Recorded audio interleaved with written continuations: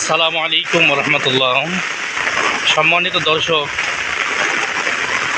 গতকালকে থেকে বৃষ্টি শুরু হয়েছে, আজকে এখন পর্যন্ত হয়ে যাচ্ছে।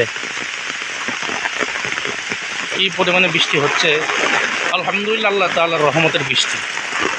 দেখেন